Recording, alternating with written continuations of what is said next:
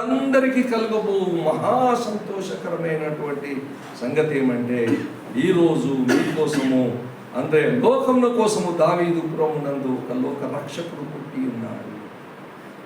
ఆయన లోకరక్షకుడు, పుట్టగానే లోకరక్షకుడు. అలాంటి పేరుగాంచినటువంటి వాళ్ళు, అది దేవదూతలే చెప్పారు, సాక్ష్యం పండితులు చెప్పారు, రాజు, మరి దేవదూత గబ్రియల్ చెప్పాడు ఆయన రక్షకుడు. కాబట్టి ఇన్ని సాక్ష్యాధారాలు ఉన్నటువంటి మన యేసుక్రీస్తు ప్రభు ఈ లోకంలో జీవించాడు. 33 సంవత్సరం మధ్యపరని బైబిల్లో నాకు తెలిసినట్లు ఎక్కడ లేదు, 33.5 అనే లేదు. అయితే క్యాలెండర్ను క్యాలిక్యులేషన్ చేసి భక్తులు అలా చెప్పినట్టు మనం గమనించుకోవచ్చు. అంతేకాని ఇంకా అక్కడ ఇదే అనేటువంటిది ఏమి లేదు. పర్టికులర్గా మనము అందాజు ఆ క్యాలిక్యులేషన్ చేసుకోవచ్చు, అంత తప్ప ఇంకేం లేదు. అయితే దాదాపు 33 సంవత్సరాలు పైగానే ఆయన ఈ లోకంలో ఉన్నాడు. మంచి ఏదది బోధలు చేశాడు. సర్మన్ ఆన్ ద మౌంట్ మీకు తెలిసినట్లు మత్తయి సువార్త 5, 6, 7 111 వచనాలు ఉంటాయి. దాదాపు 40 పెద్ద పెద్ద సందేశాలే ఉంటాయి. ఒక్కొక్క వచనం ఒక్కొక్క సందేశంగానే మనకు అగుపడుతుంటుంది. ఇంత గొప్ప మాటలు చెప్పినటువంటి మహనీయుడు యేసుక్రీస్తు ప్రభు. ఆయనను ప్రపంచంలో ఇష్టపడని వాళ్ళు ఎవరు లేరు. క్రీస్తుకు సంబంధించిన వాళ్ళు తప్ప ఇంకా నార్మల్ మానవులు ఎవరు కూడా ఆయనను, మహాత్మా గాంధీజీ గారు ఆయనను ఇష్టపడినట్లు, లేకపోతే స్వామి వివేకానంద గారు, రామకృష్ణ పరమహంస గారు, లేకపోతే పెద్ద పెద్ద వాళ్ళు ఎంత, నెల్సన్ మండేలా గారు, తర్వాత శ్రీమతి ఇందిరాగాంధీ గారు, తర్వాత బాబాసాహెబ్ అంబేద్కర్ గారు, పెద్ద పెద్ద గొప్ప గొప్ప వాళ్ళు కదండి వీళ్ళంతా. లేకపోతే యేసు ప్రభు బోధలు అంటే చాలా ఇష్టం. ఇష్టపడని వాళ్ళు అంటే క్రీస్తుకు విరోధులు, క్రీస్తు కబ్జాలో ఉన్నవాది, ఏదైతే సాతాను కబ్జాలో ఉన్న వాళ్ళు మాత్రము దాన్ని తిరస్కరిస్తారు తప్ప ఇంకెవరు కాదు. మరి ఆయన ఇంత పెద్ద పెద్ద గొప్ప సూచక కార్యాలు చేశాడు, అద్భుతాలు చేశాడు. మరి తర్వాత ఆయన ముందుగానే చెప్పినట్టు, నేను దుష్టుల చేతికి అప్పగించబడతాను, నన్ను వారు కొట్టుదురు, అవమానపరచుదురు, చంపెదురు అని 3 సార్లు ఆయన చెప్తారు. అలాగే జరిగిపోయింది. మరి గెత్సేమనే అనేటువంటి ఒక తోటలో ఆయనను అరెస్ట్ చేశారు. దాదాపు 600 టెంపుల్ గార్డ్స్, సెక్యూరిటీస్ వీళ్ళంతా వచ్చి తోటంతా కబ్జా చేసుకొని ఎక్కడున్నాడో అని యేసు ఆఖరికి తనను పట్టించడానికి సిద్ధపడినటువంటి యూదా ఇస్కరియోతు ఆయనను ముద్దు పెట్టుకొని ఆయనను పట్టించాడు. కొరడా దెబ్బలు కొట్టారు, అవమానపరిచారు. రాత్రంతా దాదాపు 23 గంటలు ఆయన శ్రమల పాలయ్యాడు. 23 గంటలు ఆయన శ్రమల పాలయ్యాడు. మరి ఆయనను సిలువలో వేలాడదీశారు. ఆయన అక్కడ 7 మాటలు పలికాడు. తండ్రి, వీరేం చేయించున్నారు, వీరు ఎరుగరు కనుక వీరు క్షమించమన్నాడు. దొంగకు నీవు ఈరోజే నాతో పాటు పరదేశంలో ఉండమన్నాడు. తల్లికి, అమ్మ ఇదిగో నేను వెళుతున్నానని నువ్వేమి అధైర్యపడద్దు, ఇదిగో నీ కుమారుడు, ఇదిగో నీ తల్లి అని ఒప్పచెప్పాడు. తర్వాత కష్టాల్లో దేవా నన్ను ఎలా చేయి విడిస్తీవి అని చెప్పాడు. దేవుడు ఆ టైంలో మౌనంగా ఉన్నాడు. దేవుడు ఆన్సర్ ఇవ్వలేదు. ఆఖరికి ఆయన నేను కొట్టుకొంచున్నాను అన్నాడు. అప్పుడు చేతి చిరకనిచ్చారు. ఆయన తాగకుండా ఆ తర్వాత ఆయన సమాప్తమైనని ప్రారంభించారు. తర్వాత ఆయనను సమాధి చేశారు. అది మనకు తెలిసిన మాటనే. నికోదేమస్ మరి అరిమతాయ్ జోసెఫ్ వీళ్ళిద్దరూ మహనీయులు, మహాపండితులు, శాస్త్రులు, పరిసయ్యులు. వీరు గొప్పవాళ్ళు, ఆస్తివంతులు, స్థితివంతులు, పేరు కాచిన వాళ్ళు. వీళ్ళే ఆయన దేహాన్ని తీసుకుంటే అరిమతాయ్ యోసేఫ్ ఆయన కోసం తోయించుకున్నటువంటి కొత్త సమాధి ఎవరు కూడా అక్కడ ఇంతవరకు పెట్టలేదు. ఆ సమాధిని యేసుక్రీస్తు ప్రభువుకు ఆయన ధారాళంగా, ప్రభువా అంతా నీదే, నాదేం లేదు ప్రభువా, సమస్తము నీదే, భూమి నీదే, ఆకాశం నీదే, సమస్తము నీదే అని ఒప్పగించాడు. తర్వాత ఆయన చెప్పినట్టు 3వ రోజున మృతుల్లో నుంచి లేచాడు. దాదాపు 11 సార్లు అనేకులకు కనిపించాడు.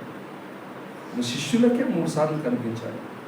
మరి ఆఖరికి ఆయన ఒలీవల కొండ దగ్గర అందరూ చేరొచ్చారు. 120 మంది శిష్యుల్లాగా వచ్చారు. మరి అందరూ ఆయనను చూస్తూ ఉన్నారు. ఆయన మేఘాలపైన అలాగే వెళుతూ ఉండగా ఒక మాట చెప్పారు. మత్తయి సువార్త దయచేసి తీయండి. మత్తయి సువార్త 28వ అధ్యాయం 28, చాప్టర్ 28, 18, 19, 20. ఆయన ఆఖరి మాట. అయితే యేసు వారి వద్దకు వచ్చి, పరలోకమందును భూమి మీదను నాకు సర్వాధికారం ఇవ్వబడి ఉన్నది. కాబట్టి మీరు వెళ్ళి సమస్త జనులను శిష్యులుగా చేయండి. తండ్రి యొక్కయు కుమారుని యొక్కయు పరిశుద్ధాత్మ యొక్కయు నామములోనికి వారిని బాప్తిస్మం ఇచ్చుచు, నేను మీకు ఏ ఏ సంగతులను ఆజ్ఞాపించుదునో వాటన్నింటినీ గైకొనవలనని వారికి బోధించుడి. ఇదిగో నేను యుగ సమాప్తి వరకు సదాకాలము మీతో కూడా ఉన్నానని వారితో చెప్పాను. దేవునికి స్తోత్రం. హల్లెలూయా, హల్లెలూయా, హల్లెలూయా. దేవునికి స్తోత్రం. ఆయన కేవలము 33 సంవత్సరాలు మాత్రమే కాదు, లేక ఆయన ఈ లోకము అంత్యము వరకు, ఈ లోకము సంపూర్ణంగా నాశనమై అది ఎక్కడికి వెళ్తుందో మనకు తెలియదు. అయితే నరకానికి వెళ్తుంది అని తెలుసు. నరకం ఎక్కడుంది అదంతా బైబిల్లో ఉంది. మీరు దాని గురించి తెలుసుకోవచ్చు. జోబ్ గ్రంథంలో ఆస్తూ దానికి సంబంధించినటువంటి ఆలోచనలు ఉన్నాయి. భూమి గతించినంత వరకు ఆకాశం, కొత్త భూమి కొత్త ఆకాశం, ఆయన అంతకు మాత్రమే కాదు ఎల్లప్పుడూ ఉండే దేవుడు, యుగ యుగములు ఉండేటువంటి దేవుడు ఆయన. ఆయన చెప్తున్నాడు, ఐ హ్యావ్ ఎన్ అథారిటీ, నాకు సర్వాధికారం కలదు. నాకు పరలోకమందు భూలోకమందు అన్ని లోకములలో నాకే అధికారం. ఇలా మనుషుల్లో పుట్టిన వారు ఎవరు చెప్పలేదు, చెప్పినట్టు ఎక్కడ కనిపించలేదు. ఆ ఆధారాలు మనకు తెలియదు. ఒకవేళ తెలిసినట్టుంటేనంటే మనం చూడొచ్చు, కాకపోతే లేదు. యేసుక్రీస్తు ప్రభు ఆయనకు సాటి ఎవరు లేదు. ఆయన మాత్రమే సమస్త లోకములను ఏలువాడు. ఆయన ఒక మాట చెప్తున్నాడు. ఏమని చెప్తున్నాడో చెప్పనంటే, ఆయన ఒక పెద్ద గ్రేట్ కమిషన్ ఇస్తున్నాడు.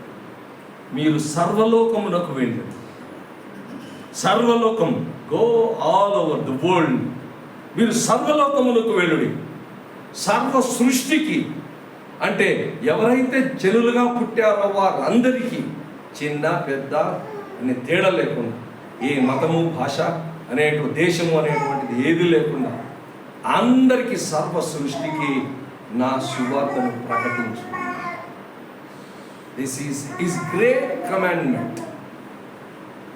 His great commandment is our, అంటే believers or disciples first priority to do that. దాన్ని మనము కంపల్సరీ చేయాలంటే నో ఎక్స్క్యూజ్ అప్పుడు.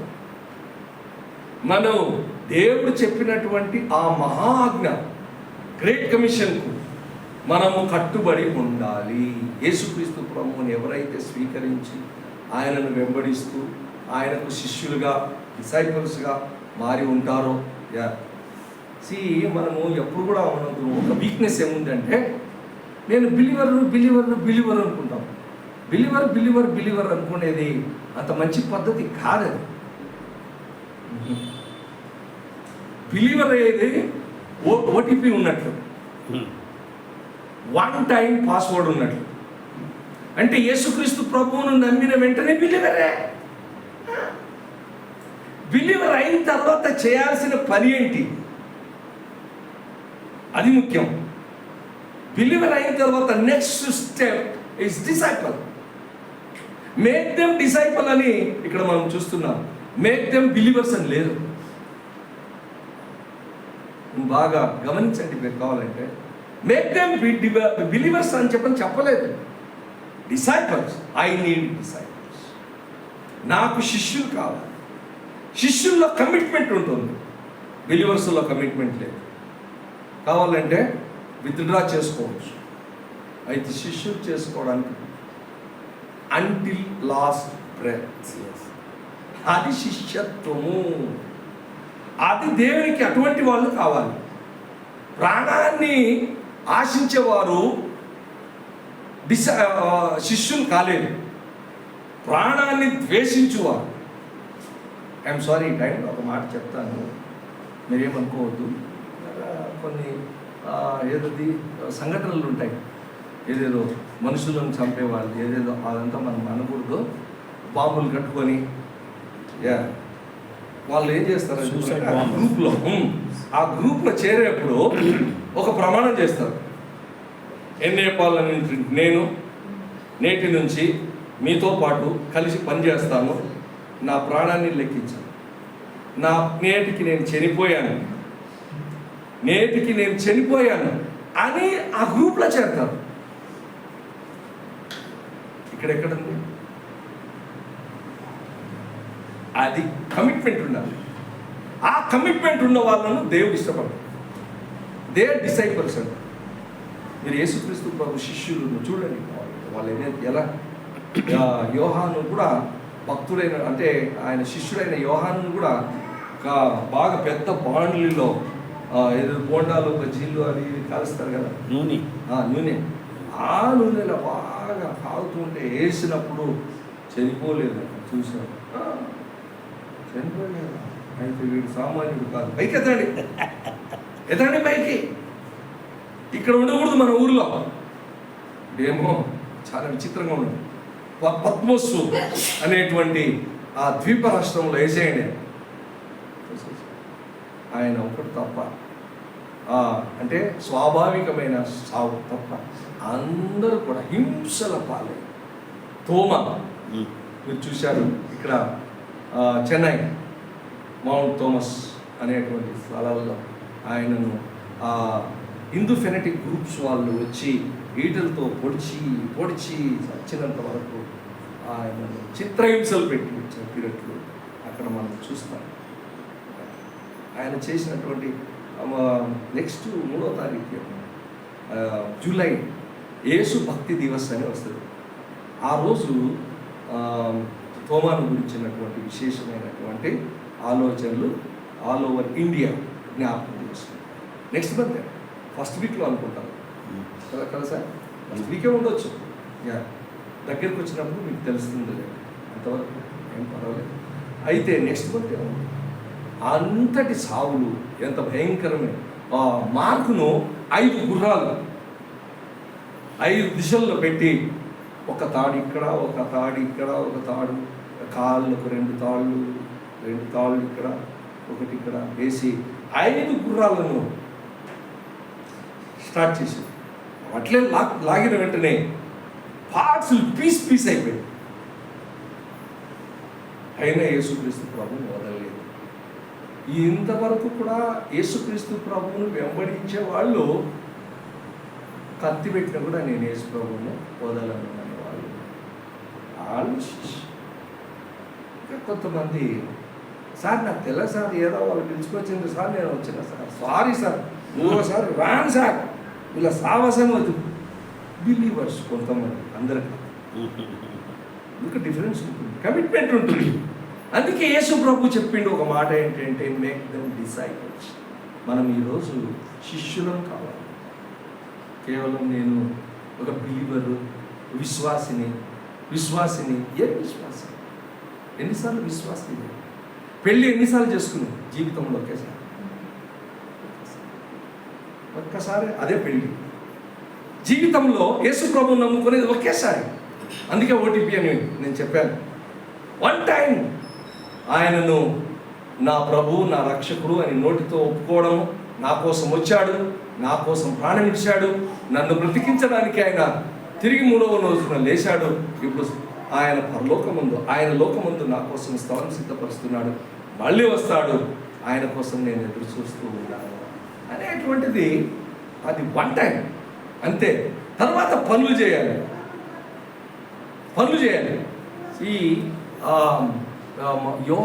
యాకోబు గారు ఒక మాట అంటారు, 2వ అధ్యాయం జేమ్స్ చాప్టర్ 2:26లో ఏమంటాడు అని చెప్పారంటే, క్రియలు లేని విశ్వాసము మృతము.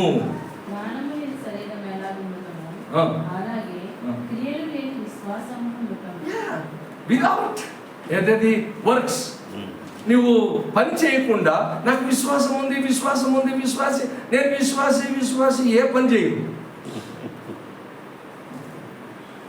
మరి మృతము అంటున్నాడు. This is passive faith. It's not an active faith, passive faith, చనిపోయినటువంటి. అదే మొదటి యోహాను గ్రంథము 3వ అధ్యాయం 18వ వచనంలో ఒక మాట చూడండి. యోహాన్ గారు కూడా ఒక మాట చెప్తాను. ఏమని చెప్తారు చూడండి. చిన్నపిల్లలారా, మాటతోనూ నాలుకతోనూ కాక క్రియతోనూ సత్యంతోనూ ప్రేమతోనూ. అది నీ ప్రేమ క్రియలతో సత్యముతో. ఓ నేను సంఘాన్ని ఎంతో ప్రేమిస్తున్నాను. ఏం ప్రేమిస్తున్నాను? క్రియలు ఉండాలి కదా.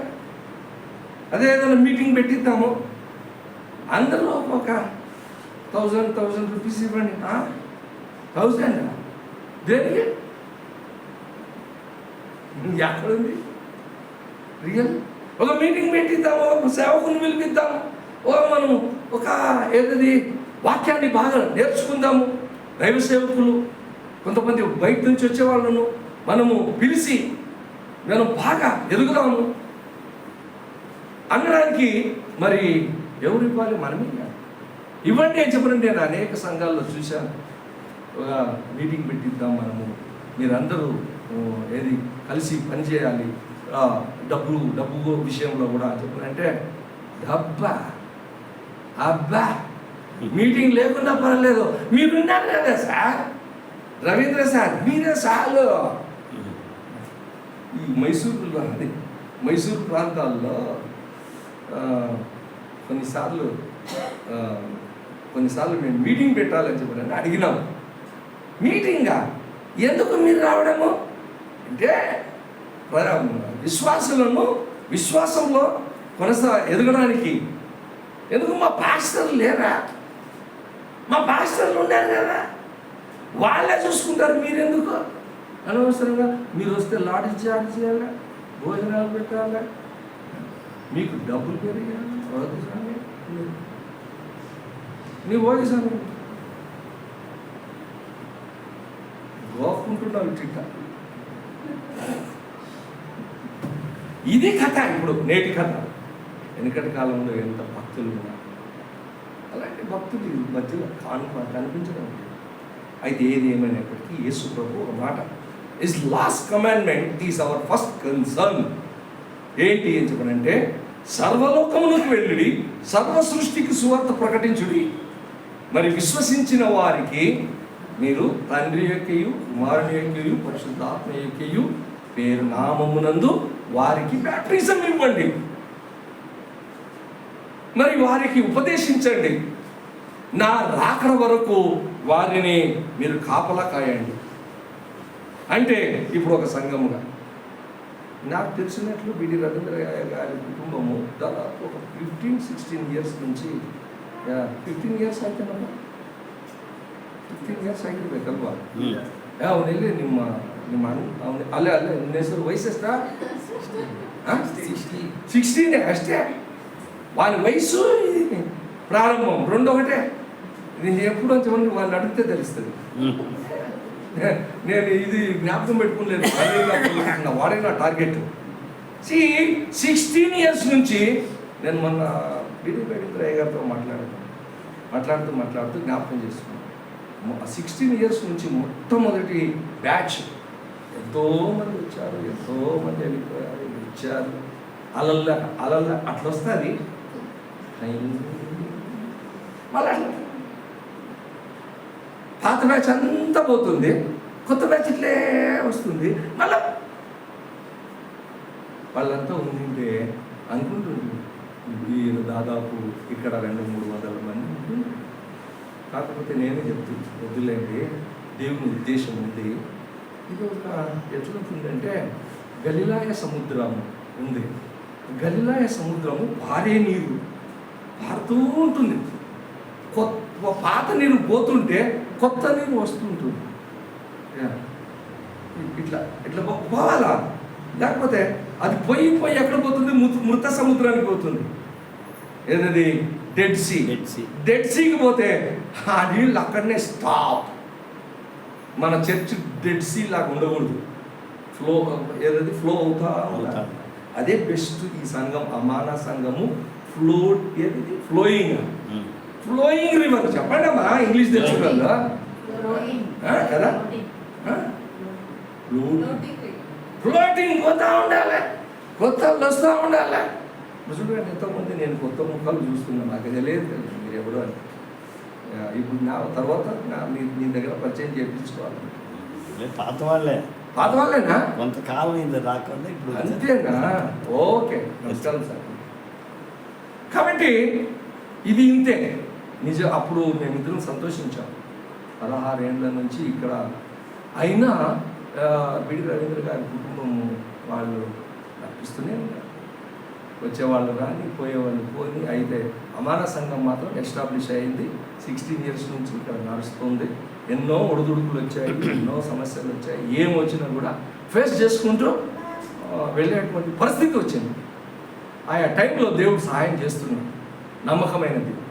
అయితే దేవుడు చెప్పిన ఒక మాటను ఇప్పుడు మనం జ్ఞాపకం చేసుకుందాం. బ్యాప్టిజం ఇవ్వండి.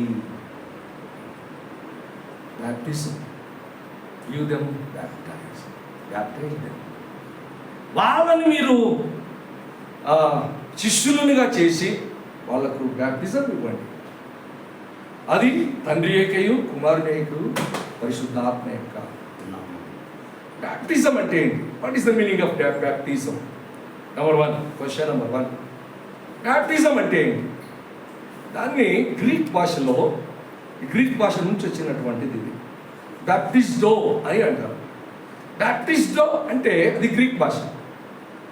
అది కన్నడ భాషలో ముಳುగిసు అని ఉంది. తెలుగు భాషలో ముంచడము అని ఉంది. ముంచడం అంతే కదా, ముంచడమే. యా, ఇంగ్లీష్లో dip into the water, dip, full dip. Yeah, నా స్ప్రింక్లింగ్స్. ఎందుకు అట్లా అంటున్నారని చెప్పనంటే, ఆ టైంలో యేసుక్రీస్తు ప్రభు వారు ఉన్నటువంటి కాలంలో అక్కడి రోమ్ మరి అరమిక్ భాషలో అక్కడి వాళ్ళంతా కూడా ఈ బట్టలు నేసేవాళ్ళు ఎక్కువ. ఈ బట్టలు ఈ పత్తితో దారం తీస్తే ఏ కలర్ ఉంటుంది? అది కామన్, కరెక్టా? ఒకే కలర్. ఏ కలర్? వైట్. కరెక్ట్ అమ్మా, ఇచ్చాడమ్మా. నీ పేరు మర్చిపోయినా?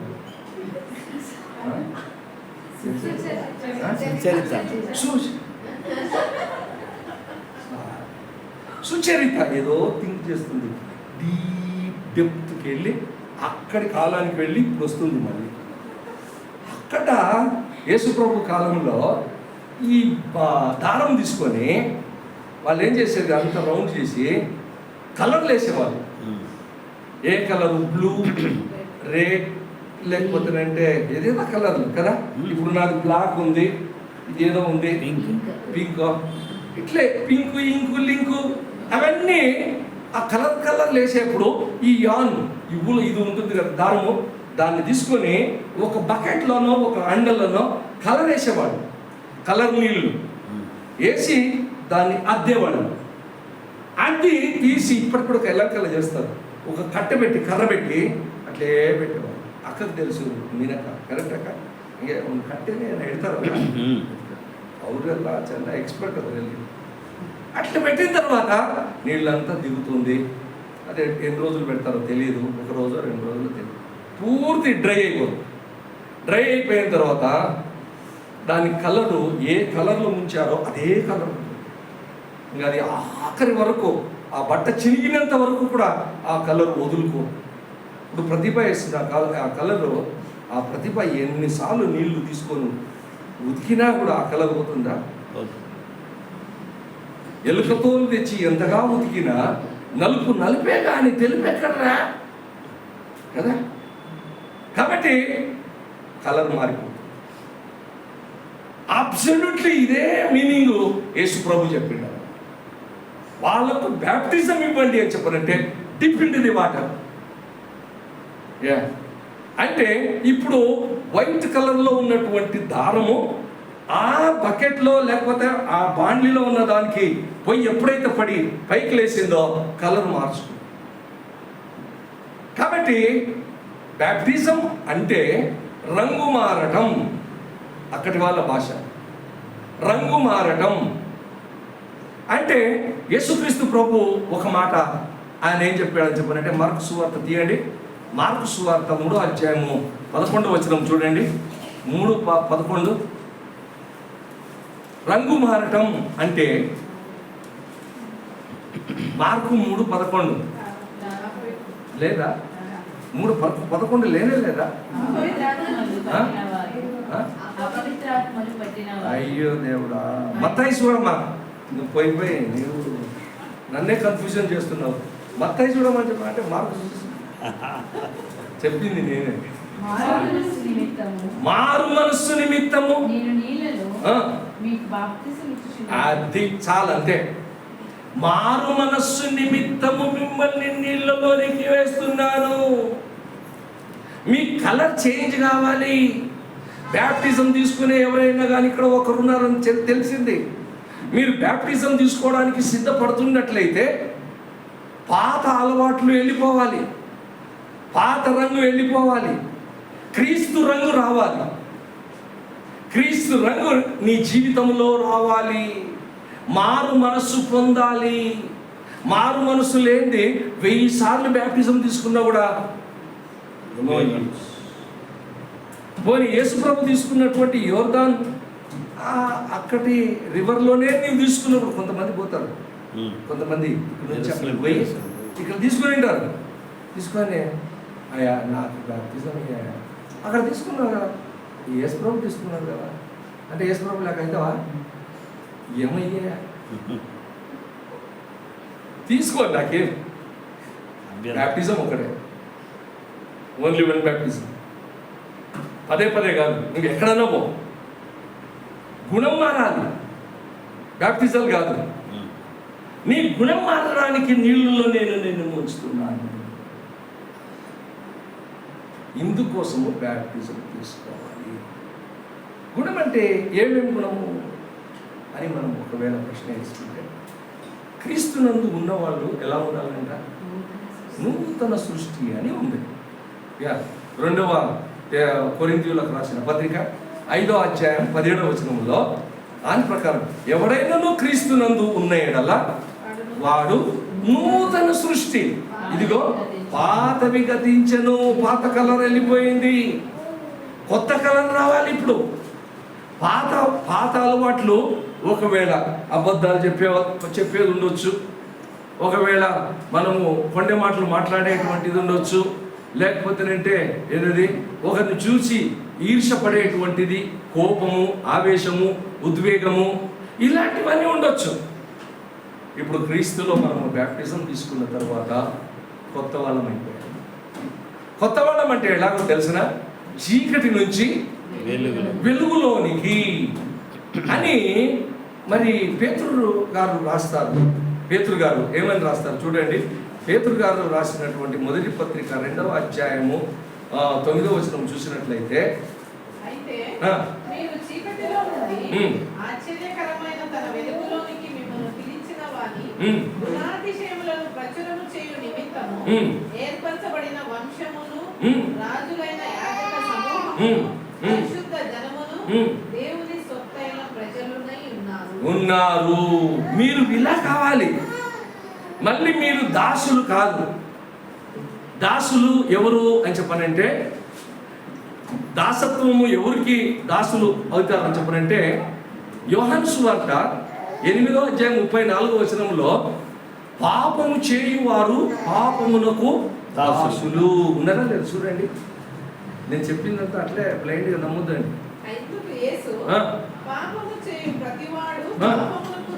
పాపమునకు దాసుడు. ఈ దాసత్వము నుంచి విడిపించడానికి యేసుక్రీస్తు ప్రాణం పెట్టాడు. ఇప్పుడు చీకటి నుంచి వెలుగుకు తెచ్చాడు. దాసత్వము నుంచి మనకు ఫ్రీడమ్ ఇచ్చాడు. గలతీయులకు రాసిన పత్రిక 5వ అధ్యాయం 1వ వచనం. మనల్ని పిలిచింది స్వతంత్రులుగా ఉండడానికే కానీ దాసత్వములో ఉండడానికి కాదు. కాబట్టి మీరు మళ్ళీ తిరిగి దాసత్వము అనేటువంటి కాడిని మోయకండి. కరెక్టా ఉన్నదా? శాశ్వతము అనుగ్రహించి క్రీస్తు మనలను స్వతంత్రులుగా చేసి ఉన్నారు. కాబట్టి మీరు స్థిరముగా నిలిచి మరలా దాస్యమును కాడి క్రింద చిక్కుకొనకండి. ఇప్పుడు బ్యాప్టిజం తీసుకున్న వాళ్ళు దీన్ని ప్రగాఢంగా అంటే విశ్వసించాలి. ఏంటంటే నేను సాతానుకు ఇప్పుడు దాసుని కాను, నన్ను విడిపించాడు, దేవుడు తన సైన్యంలో చేర్చుకున్నాడు, నేను దేవుని బిడ్డను, చీకటి నాకు ఆఖరైపోయింది, ఇప్పుడు వెలుగులోనికి వచ్చాను, నేను వెలుగులో నేను నడుస్తున్నాను. మరి నాకు ఒక ర్యాంకులు పెట్టాడు ఇక్కడ. కొంతమంది వీళ్ళు మిలిటరీ వాళ్ళు వేసుకుని ఉంటారు ఇక్కడ కదా, స్టార్స్ అదంతా వేసుకుంటారు. మిలిటరీ వాళ్ళకి బాగా తెలుసు. ఏదేది బంగ్లా వారు, చైనా వారు, ఇంకేది పాకిస్తాన్ వారు, ఇదేది ఇంకేది కార్గిల్ వారు మళ్ళీ వేసుకుంటారు. ఇది ఏంటి అని చెప్పినట్టు చెప్తారు. ఏ మేరా బంగ్లాదేశ్ అంటే మనల్ని ఎలా పెట్టాడని చెప్పినట్టే రాజులుగా, ఎన్నుకున్న వాళ్ళనుగా. నాకు చెప్పడానికి అవసరం లేదు, మీరు చదవండి అమ్మా. 2వ అధ్యాయము 9వ వచనము. అయితే మీరు చీకటిలో నుండి ఆశ్చర్యకరమైన తన వెలుగులోనికి మిమ్మల్ని పిలిచిన వారి గుణాతిశయములను ప్రచురము చేయ నిమిత్తము ఏర్పరచబడిన వంశము మీరు. You are the chosen people. అంటే ఏర్పరచబడినటువంటి వంశము మీరు, రాజుల వంశం. Okay, next. రాజులైన యాజక సమూహము మీకు, పరిశుద్ధ జనమును, దేవుని సొత్తు అయిన రాజులున్నాయి. 5 ర్యాంకులు 6 ర్యాంకులు పెట్టేశాడు. ఇన్ని ర్యాంకులు మనకు ఉన్నప్పుడు తగిలించుకొని మనము ఇంకా సాతాను దగ్గరికి పోయి నేను నీకు దాసునే అనడము విడిపించాడు. బ్యాప్టిజం తీసుకున్న తర్వాత మనము జీవము కలిగిన, రోషము కలిగిన దేవుని బిడ్డలమని తెలుసుకోవాలి. అదే లెవెల్లో మనము జీవించాలి. మన విశ్వాసం కానీ, మన నడవడికి కానీ, మన మాటల్లో కానీ, మన తీరులో, ప్రతి దాంట్లో మనము మొదట మన మారు మనసు పొందడానికి నీళ్ళల్లో మనం మునుగుతున్నాము. రేపొద్దున మీకు బ్యాప్టిజం ఇచ్చేప్పుడు నీళ్ళని తీసుకెళ్ళి అక్కడ నిలబెట్టి పాస్టర్ గారు మిమ్మల్ని అడుగుతారు, ఎవరే కానీ, ఎన్ఏపాల్ గారు మీరు బ్యాప్టిజం తీసుకోవడానికి వచ్చారా? అవును సార్. మీరు యేసు ప్రభువును నమ్ముకున్నారా? నమ్ముకున్నాను. ఆయనే మీ రక్షకుడు, మీ ప్రభువు నీ కోసం ప్రాణం పెట్టినవాడు. అవును సార్. అయితే ఇక మీదట మళ్ళీ పాపము చేయకుండా ప్రభు కోసం జీవిస్తావా? వెలుగులోనే ఉంటావా? ఒకవేళ శోధనలు వచ్చినా కూడా నేను యేసు ప్రభువును వదలను, అప్పుడు ముంచేస్తాను. అంతవరకు ముంచరు. అది ఏదో చెప్పించినట్లు కాదు, కొంతమంది చెప్పిస్తారు. నేను చెప్పినట్లు చెప్పు, నేను చెప్తాను సార్. ఎన్ఏపాల్ అను నేను యేసు ప్రభువును నమ్ముకున్నా. ఇక మీదట చర్చి కరెక్ట్గా వస్తా, కానుకలు కరెక్ట్గా ఇస్తా, సత్కారం కరెక్ట్గా చేస్తా అని చెప్పినా సార్, అప్పుడు ముంచుతా. ఇది లెక్క. తనలో పరివర్తన జరగాలి. ఈ హిమ్సెల్ఫ్ తననే పశ్చాత్తాపడాలి. అయ్యో నేను పాపిని కదా, పరిశుద్ధుడైన దేవుడు నన్ను నిర్మించాడు, ఆయన ఊపిరిచ్చాడు, అయితే ఆయనకు ద్రోహం చేశాను, సాతాను మాటలు విన్నాను, ఇక మీద నాకు సాతాను వద్దు, నాకు దేవుడే కావాలని రిపెంటెన్స్.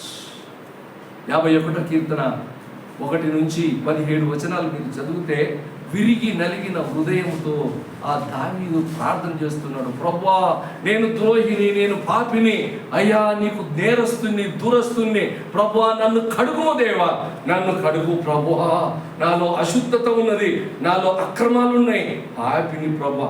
అది రిపెంటెన్స్. అది ఎవరికి చెప్పకూడదు, చెప్పింది కాదు,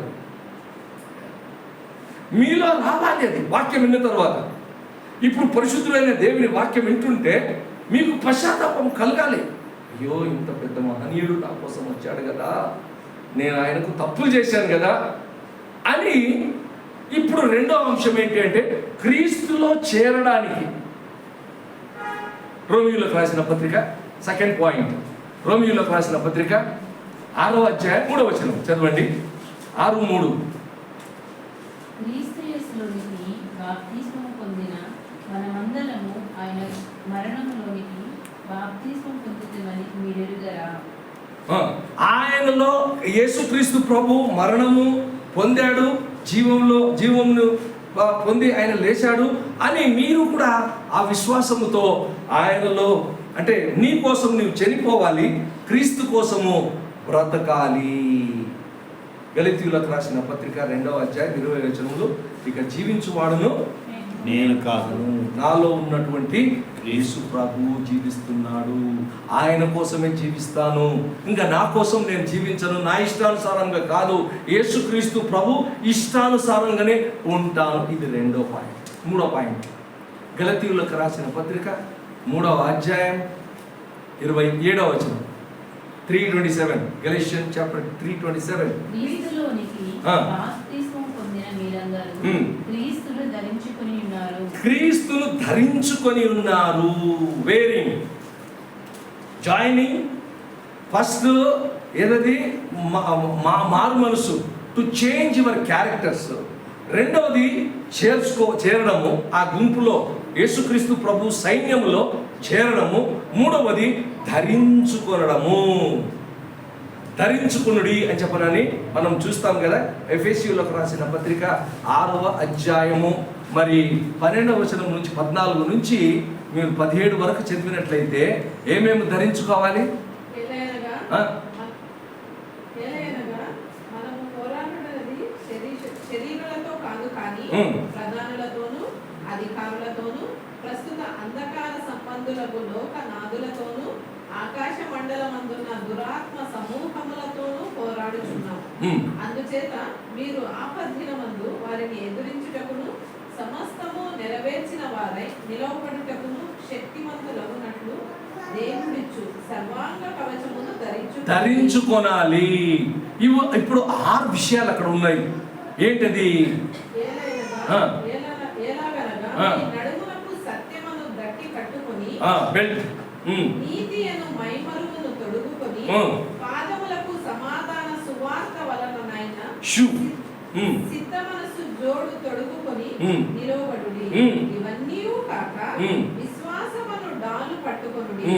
దానితో మీరు దుష్టుని అగ్ని బాణముల వంటి ఆర్పుటకు శక్తిమంతులగుదురు. అవుదురు. కాబట్టి వేర్ దిస్ ఆర్మర్స్, మీరు ఇలాంటివి ధరించుకోవాలి. సాతాను నుంచి దూరం వెళ్ళిపోవాలి. బ్యాప్టిజం తీసుకున్న తర్వాత మళ్ళీ సాతాను క్రియలు చేసుకుంటుంటే బ్యాప్టిజం తీసుకున్న తర్వాత ఏం ప్రయోజనం లేదు. వానికి దూరంగా ఉండడము, దేవునికి దగ్గరగా ఉండడమే మంచిది. నేను ఒక మాట చెప్తాను, ఇప్పుడు జ్ఞాపకం చేస్తాను. ఈ లూకా సువార్త 8వ అధ్యాయము 2, 3, 4 వచనాల్లో ఒక స్త్రీ ఉంది. ఆమె పేరు మగ్దలిన్ మేరీ, మగ్దల మరియా అని అంటారు. కరెక్టా? ఆమెకు 7 దయ్యాలు పట్టినాయి. ఫస్ట్ 7 దయ్యాలు పట్టి ఆమెను పీడించి రోధించి భయంకరంగా ఆమెకు ఆరోగ్యం లేదు, మరి అలంకారం లేదు, సమాధానం లేదు, నెమ్మది లేదు, డబ్బంతా వెళ్ళిపోయింది. అంతా పోయిన తర్వాత ఇంకేం లేదన్నట్టు ఉన్నప్పుడు యేసయ్య ఆమెకు బాగా చేసిన తర్వాత కొత్త మనిషి అయిపోయింది. కొత్త మనిషి అయ్యి ఆమె అప్పటి నుంచి యేసయ్యని విడవలేదు. ఆ రోజు నుంచి అదే ఆమెకు స్టార్టింగ్. యేసయ్య ఎక్కడెక్కడ వెళ్తుంటాడు అక్కడక్కడ. ముంచడం తీసుకున్న వాళ్ళు కూడా అంతే.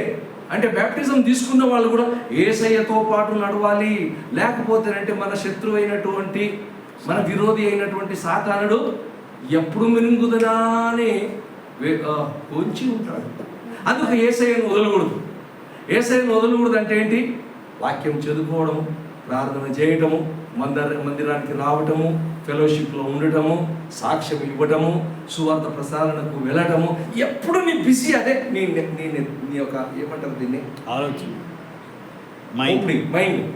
నీ మైండ్ అదే బిజీగా ఉండాలి. ఎప్పుడు దాన్నే ఆలోచన చేస్తూ ఉండాలి. లేకపోతే కొంచెం మీరేమన్నా ఐడల్ మైండ్, డెవిల్స్ వర్క్షాప్ అంటారు కదా, మన మన రాజు అయినటువంటి ఆయన పేరు ఏం పేరు? మహారాజు రాజు ఆయన పేరు బడియా రాజు దావీదు. దావీదు. ఎప్పుడు యుద్ధాలు చేసుకుంటూ ఎప్పుడు బిజీగా ఉండేవాడు. ఒక్కరోజు మాత్రం బిజీ తప్పించుకొని మేడ పైన కదా, అటు ఇటు ఇటు అటు, అక్కడ యుద్ధం జరుగుతుంది, భయంకరమైన యుద్ధం జరుగుతుంది. యోబాబు సైన్యాధికారి అందరూ జరుగుతుంటే ఈయన మాత్రము అటు నుంచి ఇక్కడికి ఇటు నుంచి అక్కడికి తిరుగుతున్నాడు. అప్పుడు సాతాను, hello mister David, you are alone, I can't to take partners, नीचे देख, देखा मन को लगा आप किया. ఇలాంటి అందుకే ఎప్పుడు దేవుని వాక్యంలోనే దాన్ని మెమరైజ్ చేయడము, చదవడము అదొక అలవాటు చేసుకోవాలి. బ్యాప్టిజం తీసుకున్న తర్వాత యేసును ధరించుకోవాలి, ఆయనలో చేరిపోవాలి. సమస్తం నా సమస్తం ఆయన్నే అనాలి. మీరు కొలసీయులకు రాసిన పత్రికలో 3వ అధ్యాయం 12వ వచనం చూడండి, అక్కడ కూడా ధరించుకొనుట అనేటువంటిది చూస్తారు మీరు. కాగా దేవుని చేత ఏర్పరిచిన వారును పరిశుద్ధులను ప్రియులునైన వారికి తగినట్లు మీరు జాలిగల మనస్సును, దయాళత్వమును, వినయమును, సాత్వికమును, దీర్ఘశాంతమును ధరించుకొనుడి. అంతే. You are chosen people. ఆయన మిమ్మల్ని ఎంతగానో ప్రేమించి మీకోసం రక్తం ఇచ్చి ఆయన మిమ్మల్ని కొన్నాడు. కొని ఆయన దేహంలో మిమ్మల్ని ఒక అవయవంగా చేర్చుకున్నటువంటి మీరు ఎంత విశేషమైనటువంటి వ్యక్తి. ఇంకా మీరు ధరించుకోవాల్సింది అక్కడ ఉన్న 5 విషయాలు ఉన్నాయి చూడండి. నాకు చెప్పనికి రాదు, మీరే చదువుతున్నారు. దయాళత్వము, వినయము, సాత్వికము, అవి ధరించుకోండి. ఈ ప్యాంటు షర్ట్లుగా ఈ షర్టు ఇదేంటిది, వినయము అనేటువంటి షర్టు, తర్వాత ఏ వాచ్, దయాళత్వము అనే వాచ్, సాత్వికం అనేటువంటి ప్యాంటు, దీర్ఘశాంతము అనేటువంటి జోడు, జాలి కలిగినటువంటి షూలు, ఇవి ధరించుకోండి. ఇవి ధరించుకొని క్రీస్తును ప్రచురించబడాలి, ఆయన కోసము జీవించాలి, ధరించుకుంటా. తర్వాత 4వది, 5 నిమిషాలు ఉందిలేండి. 4వది కొలస్సీయులకు రాసిన పత్రిక 2:12, 7వ వచనము మరి 12వ వచనము 2 చదవండి. క్రీస్తు యేసును అంగీకరించిన విధముగా ఆయన యందు వేరు పారిన వారై ఇంటి వలె కట్టబడుచు మీరు నేర్చుకొనిన ప్రకారము విశ్వాసమందు స్థిరపరచబడుచు కృతజ్ఞతాస్తుతులు చెల్లించుటయందు విస్తరించుచు ఆయన యందు నడుచుకొనుడి. అది 7వ వచనమా? అది వేరు పారవలెను. వేర్ ఏదది? Rooted in Christ. క్రీస్తులో మీరు ఎలా ఉండాలి? రూటు అంటే ఒక చెట్టు పెరగాలంటే భూమిలోనికి వేర్లు, ఆ రూట్లు వెళ్ళాలి. అట్లే యేసుక్రీస్తు ప్రభువును బిగ్గర పట్టుకోవాలి. ఇంకా అది ఎంత పెద్ద గాలి వచ్చినా కూడా అది పడిపోదు. ఎందుకంటే భూమిని పట్టుకున్నది, యాంకర్ వేసినట్లు బాగా పట్టుకున్నది. యేసు ప్రభువును పట్టుకోవాలి మీరు. మీరు రూటెడ్, దాని ఆయనలో ఉండాలి. మళ్ళీ ఆయనను వదలకూడదు. ఇంకా ఎట్టి పరిస్థితుల్లో ఆయన కూడా యోబు ఎట్లున్నాడో అట్లా. యోబు భార్య అట్లా లేదు.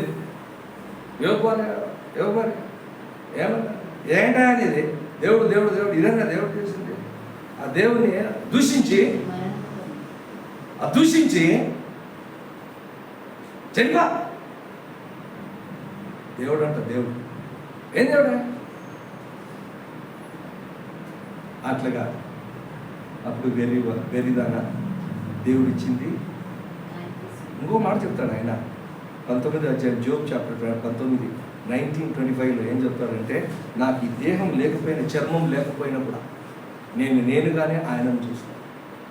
ఆ విశ్వాసము ఎవరైతే బ్యాప్టిజం తీసుకుని ఉంటారో వాళ్ళలో అది ఉండాలి, రూటెడ్. తర్వాత 12వ వచనం చదవండి. మీరు బాప్తిస్మమందు ఆయనతో కూడా పాతపెట్టబడిన వారై ఆయనను మృతులలో నుండి లేపిన దేవుని ప్రభావమందు విశ్వసించుట ద్వారా ఆయనతో కూడా లేచి తిరిగి. మళ్ళీ ఈ యొక్క విశ్వాసం ఉండాలి ఎప్పటికీ కూడా. నేను యేసు ప్రభులో ఉన్నాను, ఆయన నాలో ఉన్నాడు, నేను ఆయనతో ఉన్నాను కాబట్టి నేను మరణించినా ఆయన నన్ను పరలోకానికి. అపోస్తలుడైన పౌలు ఒక విశ్వాసము ఆయన రాస్తాడు. 2వ తిమోతికి రాసిన పత్రిక 4వ అధ్యాయము 4వ అధ్యాయం 7-8 వచనాలు అనుకుంటాను. 7-8 చూడండి. మంచి పోరాటం. కరెక్ట్, మంచి పోరాటం. ఇంకా ఆయన చావలేదు, చావక ముందు చెప్తున్నాడు. ఇంకా ఈ మాట చెప్పిన తర్వాత ఆయన బిహేడ్ అంటే ఆయన తల నరుకుతారు. ఆయన చెప్తారు మంచి పోరాటము నా పరుగు కడముట్టించితిని, విశ్వాసము కాపాడుకుంటేని, ఇక మీదట నా కొరకు నీతి కిరీటం ఉంచబడింది. నాకు నీతి కిరీటం ఉన్నది. హల్లెలూయా, దేవునికి స్తోత్రం. ఇదిగో నాకు అక్కడ ఉంది.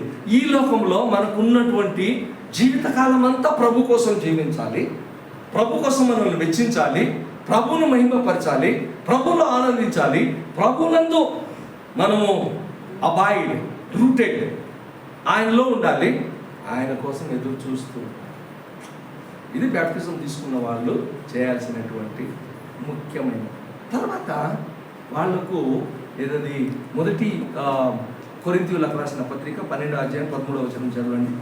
12:13 ఎలాగనగా యూదులమైనను గ్రీసు దేశస్థులమైనను దాసులమైనను స్వతంత్రులమైనను మనమందరము ఒక్క శరీరములోనికి ఒక్క ఆత్మ యందే బాప్తిసము పొందితిమని మనమందరము ఒక్క ఆత్మ పానము చేసిన వారమైతిమి. ఒక్కటే మనమంతా ఒకటే. సంఘములలో వ్యత్యాసం ఉండకూడదు. చాలా సంఘాల్లో భాష వ్యత్యాసం ఉంది. కొన్ని సంఘాల్లో ఐశ్వర్యవంతులు ఒక లైన్లో ఉంటారు, వాళ్ళ గుంపు వేరే. బీదలు ఇంకో గుంపులో ఉంటారు. నేను చూసిన ఇవన్నీ. ఈ కొంతమంది ఇది ఏదది క్యాస్టిజంలో కూడా కొంతమంది వేరు ఉంటారు. యేసు ప్రభువుని నమ్ముకున్న తర్వాత ఒకే దేహం, మనమందరం అవయవం. 206 బోన్స్లు ఒకదానికొకటి కనెక్ట్ అయి ఉంటుంది. కరెక్ట్ అమ్మా? 200 అని కరెక్టా? మరి గుడ్లు, కన్నుగుడ్లు ఎన్ని లక్షల కొలది కోన్స్లు, colour cones, black and white cones అన్నీ ఉన్నందుకు మనం మంచి చూస్తున్నాం. ఈ చెవు, ఒకరి చెవు కావచ్చు, ఒకరు నువ్వే కన్ను, సుచరిత కన్ను, అక్కడ ఉన్న ఆమె పేరు ప్రతిభ చెవు, ఈమె పేరు నాలుక. ఇట్లే మనమందరం క్రీస్తు కంటబడి ఉన్నాం. ఒకే బ్యాప్టిజం, ఒకే శరీరం, ఒకే దేవుడు. ఆ విశ్వాసం ప్రగాఢంగా పెట్టుకొని ఎవరైతే ఉంటారో ప్రభు రాకడల్లా ఎత్తబడతారు. నేను ఆఖరికి ముగిస్తున్నప్పుడు చెప్పేది ఏంటంటే, మనము ఎప్పుడైతే బ్యాప్టిజం తీసుకుంటామో అప్పుడు మనము డిసైడ్ చేయాలి. ఉన్నట్లే ఉంటాను అనకూడదు. మనల్ని మనమే ఒప్పించుకోవాలి. ప్రభువా, ఇక మీద సావైనా బ్రతుకైనా నేను నీలోనే వస్తున్నా, నీతోనే ఉంటాను, నిన్నే ప్రేమిస్తాను, నిన్నే నేను మహిమపరుస్తాను, ఇక మీద పాపదారులకు నేను పోను. ఒకవేళ అటువంటి పరిస్థితులు వచ్చినా నీవు నాకు తోడుగా ఉన్నావు, నీవు నన్ను వదలవు అనేటువంటి కమిట్మెంట్ ఉండాలి. మంచి కమిట్మెంట్ చేసుకొని అక్కడికి వెళ్ళాలి. అప్పుడు దేవుడు ఎన్నడూ ఎందుకని చెప్పాలంటే, నన్ను మనుషుల ముందు ఎవరైతే ఒప్పుకుంటారో వారిని దేవదూతల ఎందు దేవుని కరెక్టా ఎట్లా చెప్పాలి? మత్తయి సువార్త చదవండి. మత్తయి సువార్త 12వ అధ్యాయం 30వ వచనం చూడండి. 12:30.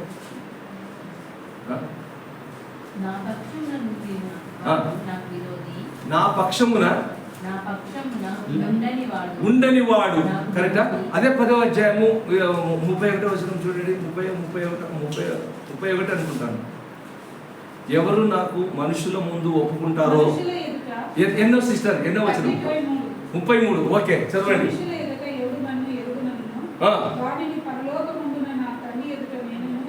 ఎరుగుదును అందును. తర్వాత ఎవరైతే నన్ను తిరస్కరిస్తారో వారిలో నేను తిరస్కరిస్తాను.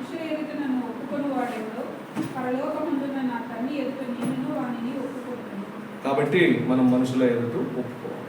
I belongs to Jesus.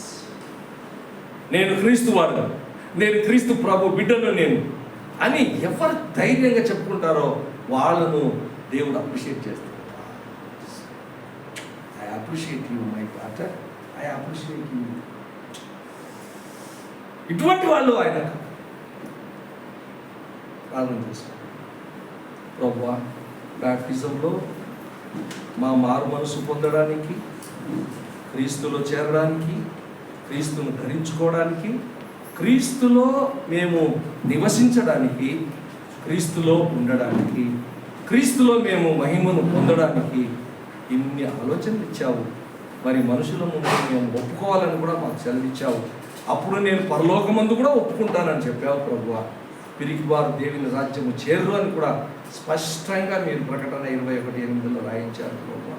కాబట్టి మేము మాకు ఇచ్చినటువంటి ఆత్మ పిరికి ఆత్మ కాదు, బలము, శక్తి, ప్రేమ కలిగిన ఆత్మ. కాబట్టి అలాంటి ఆత్మను మా అందరికి ఇచ్చినందుకు స్తోత్రం. నూతనంగా ఎవరైతే బ్యాప్టిజం తీసుకుంటున్నారో వారిని కూడా నడిపించండి. పరిశుద్ధాత్మ దేవుని శక్తితో వారిని తండ్రి, బలహీనులమే మేము, మీరు మమ్మల్ని బలపరచండి అని ప్రార్థిస్తూ మా ప్రభు రక్షకుడైన యేసయ్య నామమున ప్రార్థిస్తున్నాము. ఆమేన్.